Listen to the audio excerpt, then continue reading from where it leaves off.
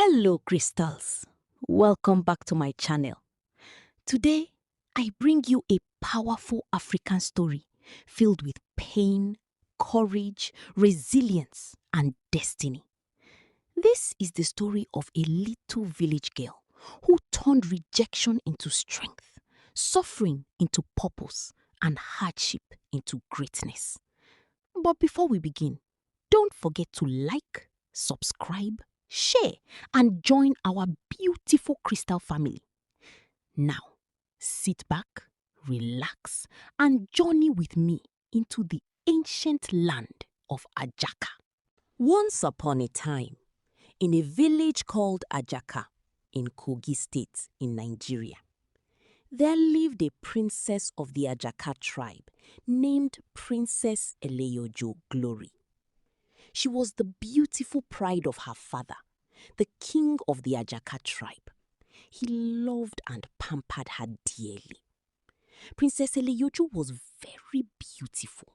She was hardworking, determined, and independent, and she lived a happy life in the palace with her father. As years went by, Eleyojo grew into a beautiful lady of value and culture. She was admired by many men in the village, but her heart belonged to one lucky man. He was not from royal blood, but he was an evangelist and a young pastor. He would sometimes come over to the palace, and sometimes Eleyojo would go and see him. She later spoke about her relationship with Achille, which was approved by her father. They got married and lived happily. Eleyojo had many properties, gold and riches.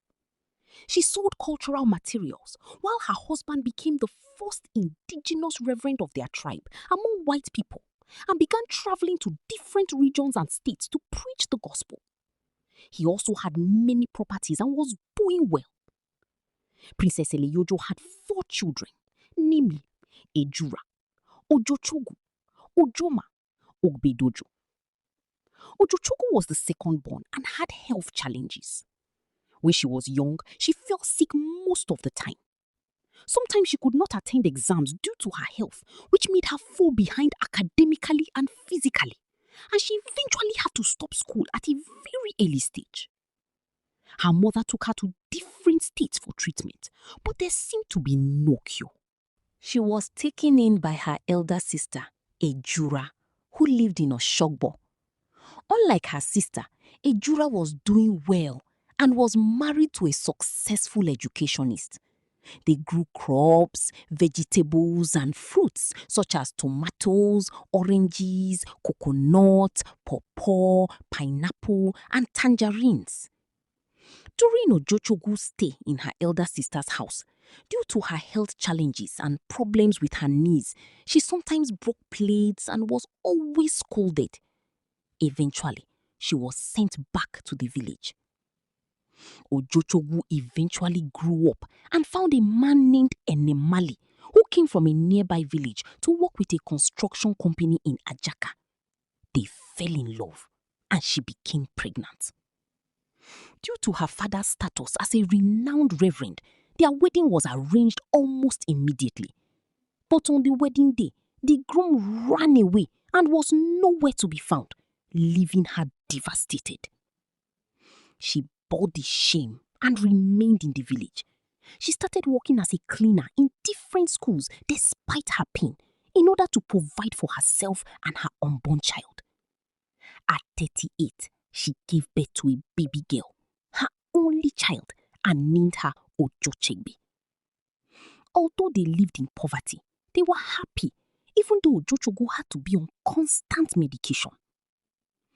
Ojochegbe sometimes visited the palace with her mother and met the king, who at that time was Eleyojo's brother. Although Eleyojo was meant to be the ruler, she could not rule because of her gender.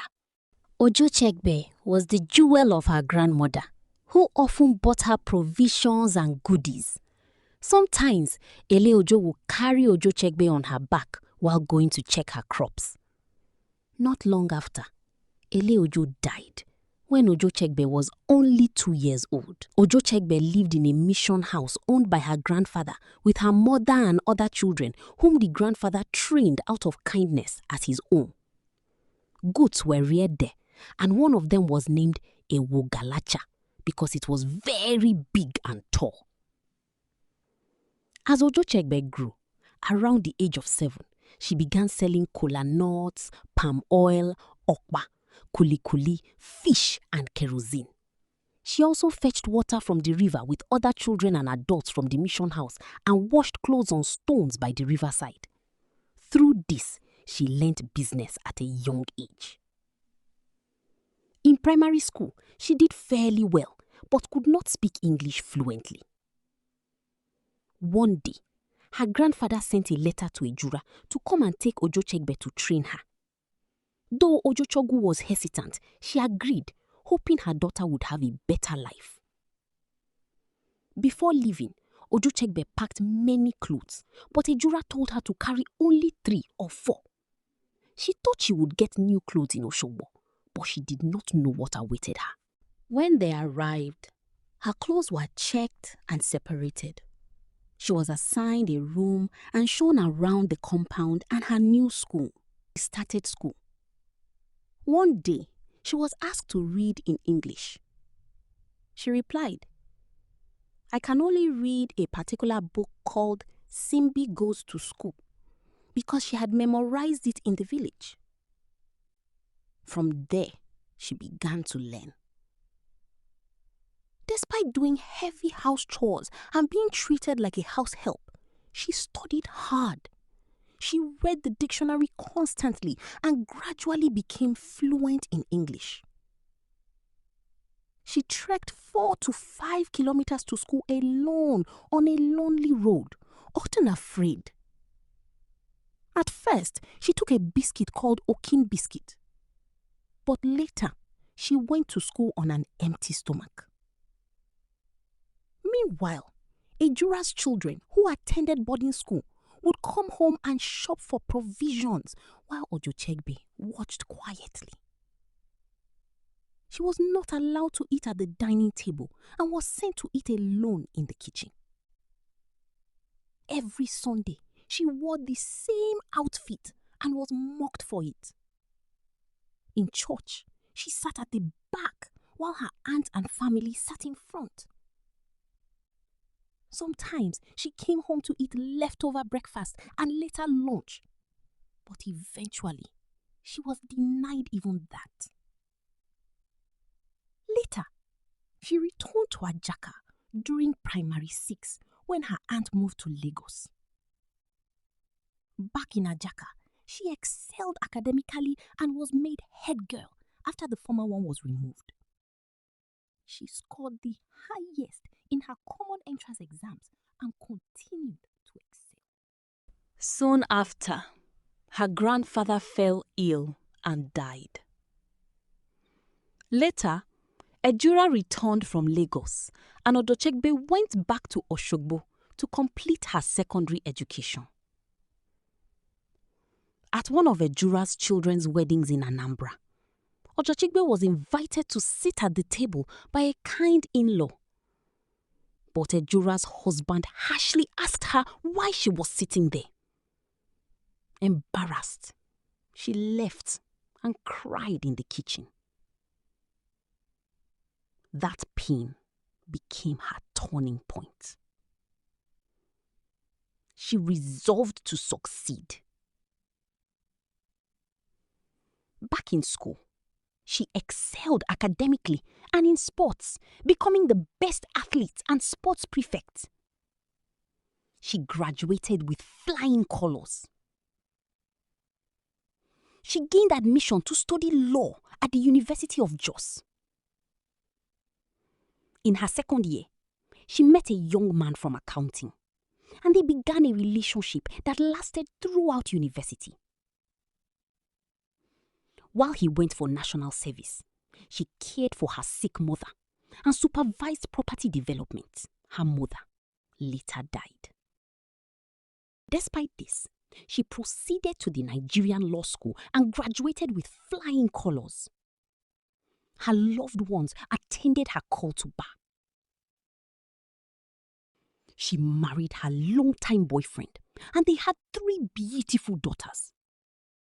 She established a law firm, helping businesses and startups navigate legal frameworks, while also training young female law students across Nigeria and Africa. Her work gained international recognition, and she was invited to the United States and Taiwan on fully sponsored trips. Today, she builds technology-driven solutions and leads multiple initiatives in law, AI, and compliance. She rose from the village. She turned pain into purpose. She turned setbacks into stepping stones, and God exalted her. Thank you so much for watching. If this story inspired you, make sure to like, comment, subscribe, and share this movie with someone who needs hope today. And always remember, no matter how difficult life becomes, never stop believing in yourself. See you in the next story, Crystals.